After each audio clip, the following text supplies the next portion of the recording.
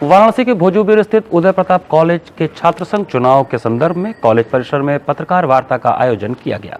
पत्रकार वार्ता के दौरान प्रधान चुनाव अधिकारी डॉक्टर मनीष कुमार सिंह ने बताया कि छात्र संघ चुनाव के लिए आगामी 3 मार्च को अधिसूचना जारी की जाएगी तथा 6 मार्च को यूपी कॉलेज के इतिहास में पहली बार ऑनलाइन नामांकन किया जाएगा।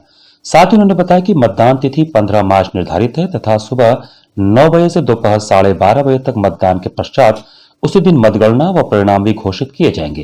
उन्होंने बताया कि इस बार विशेष रूप से हम लोगों ने प्रदेश और केंद्र सरकार द्वारा चलाए जा रहे महिला सशक्तिकरण अभियान से प्रेरणा लेते हुए मतदान के दिन एक पिंक बूथ बनाने का निर्णय लिया है। इस पिंक बूथ पर कॉलेज की जितनी भी छात्राएं हैं वह अपना मतदान कर सकेंगी और छात्राओं द्वारा किए गए मतदान की मतगणना भी महिला कर्मचारियों द्वारा ही की जाएगी। इसके साथ ही उन्होंने पूरी की पूरी चुनावी प्रक्रिया के बारे में विस्तार से जानकारी दी। वहीं कॉलेज के प्राचार्य प्रोफेसर GS राठौर ने बताया कि इस बार जिला प्रशासन द्वारा हम लोगों को निर्देश प्राप्त हुआ है कि कॉलेज के छात्र संघ चुनाव के प्रचार प्रसार केवल कॉलेज परिसर में ही किए जाएंगे। इसलिए छात्रों को भी यह बता दिया गया है कि छात्र संघ चुनाव से जुड़ी कोई भी प्रचार संबंधित प्रक्रिया कैंपस के बाहर न करें, अन्यथा उनका आवेदन निरस्त कर दिया जाएगा। आज की प्रेस वार्ता का उद्देश्य है उदय प्रताप कॉलेज में छात्र संघ चुनाव का आगाज हो गया है। जिला प्रशासन की सशर्त अनुमति से 15 मार्च को चुनाव कराया जाएगा। किस तरह की कॉलेज प्रशासन तैयारी किया हुआ है छात्र संघ चुनाव को सकुशल संपन्न कराने के लिए? छात्र संघ चुनाव कराने के लिए अब की 2-3 नई चीज़ें हमारे प्राचार्य और जो छात्र संघ के संरक्षक भी हैं उनकी अनुमति और चुनाव समिति से सर्वसम्मत से हम लोग ने पास किया। पहली बार हम लोग ने छात्र संघ चुनाव संचालित करने के लिए एक हेल्पलाइन भी दी है कि छात्र संघ चुनाव से संबंधित कोई भी जानकारी किसी प्रत्याशी को छात्र को लेनी होगी तो इस हेल्पलाइन से 10 बजे से 4 बजे तक संपर्क करके प्राप्त कर सकता है। दूसरा, हम लोगों ने पहली बार छात्र संघ में ऑनलाइन नामांकन का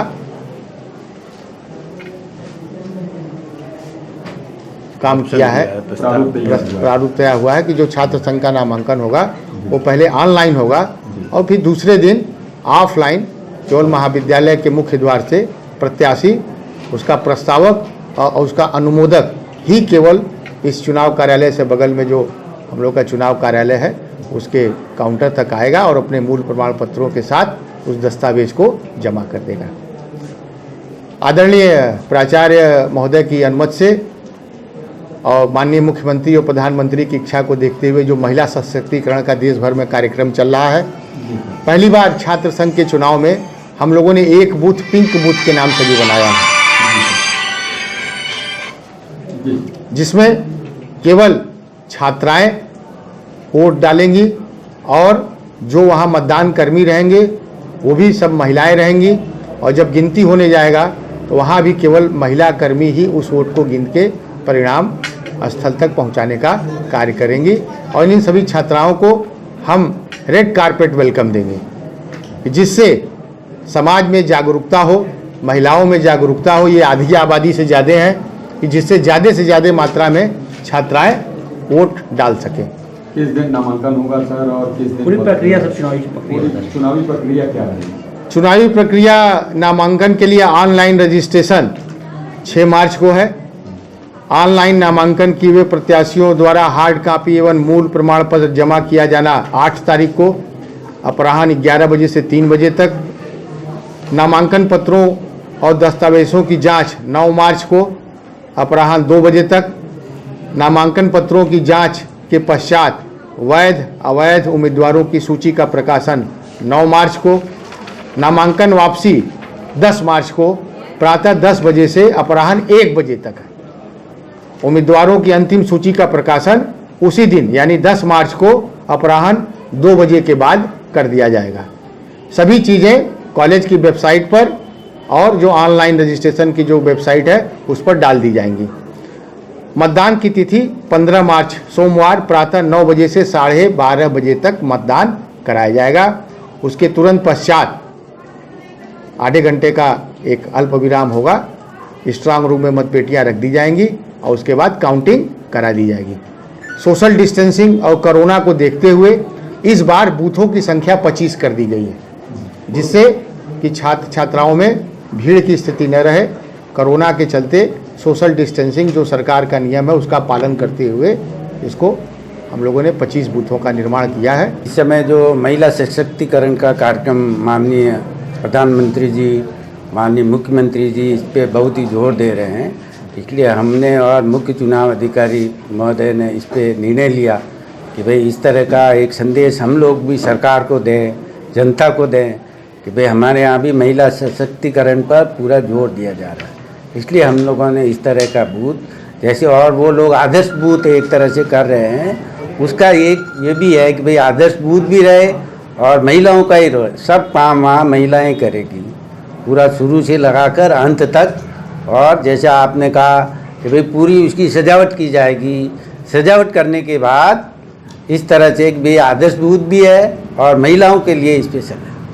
शांतिपूर्ण और सकुशल संपन्न मतदान पूरी प्रक्रिया हो, इसके लिए क्या तैयारी सर? इसके लिए पूरा हमारा प्रशासन से और पुलिस प्रशासन से हम पूरा सहयोग लेने की कोशिश कर रहे हैं। हालांकि अभी पुलिस प्रशासन का बहुत सहयोग आपको नहीं है, इसके लिए हम जिलाधिकारी महोदय से समय ले रहे हैं। कल भी हमने ट्राई किया, उसके पहले भी किया, लेकिन अभी जिलाधिकारी महोदय बहुत व्यस्त है, इसलिए हो सकता है आज हमको समय मिल जाए, क्योंकि चुनाव शांतिपूर्ण होना बहुत ज़रूरी है और बिना पुलिस प्रशासन के हम इसको नहीं करा सकते हैं। हमारा तो सब कलेक्टोरियल बोर्ड, हमारे सब लोग लगे हुए हैं, लेकिन अगर बाहर से कोई आ जाएगा, कुछ इस तरह की बात कर देगा, तो उसकी जिम्मेदारी हम कैसे ले सकते हैं। इसलिए हमने प्रशासन से अनुमति लेके ही ये चुनाव की घोषणा की है। इसलिए पुलिस प्रशासन की विशेष एक तरह से जिम्मेदारी बनती है कि इतने बड़े कॉलेज को वो समय समय पर आके देखे कि यहाँ की व्यवस्था क्या है, क्या कमियाँ हैं, और हमारे सभी लोगों को सहयोग करे, जो अभी तक नहीं हो रहा है। तो आज हम जिलाधिकारी महोदय से जाएंगे, ये बात बताएंगे कि सर जो है ये चुनाव शांतिपूर्ण ढंग से हो, हमारा पूरा सहयोग है, लेकिन जब तक प्रशासन का सहयोग नहीं मिलेगा हम सही तरीके से नहीं करा सकते। चुनावी प्रचार बाहर नहीं कर पाएंगे इस बार छात्र? हाँ, इस बार नहीं कर पाएंगे। इसके लिए हमने माननीय चुनाव अधिकारी महोदय को कहा है कि भाई आप समय समय पर चक्रमण करते रहें, बाहर भी देखते रहें, और उनको निर्देश दे दिया गया है। अभी जब ये होगा, एक बार हमने मीटिंग ली है, सभी जो पदाधिकारी है उनको ये पूरा निर्देश बता दिया गया है कि भाई आप लोग इन निर्देशों का पालन करें। बाहर अगर आप करेंगे तो जिला प्रशासन कार्रवाई करेगा, और वो कार्रवाई जो भी करने के लिए कहेंगे हम लोग उसको करने के लिए बाध्य रहेंगे।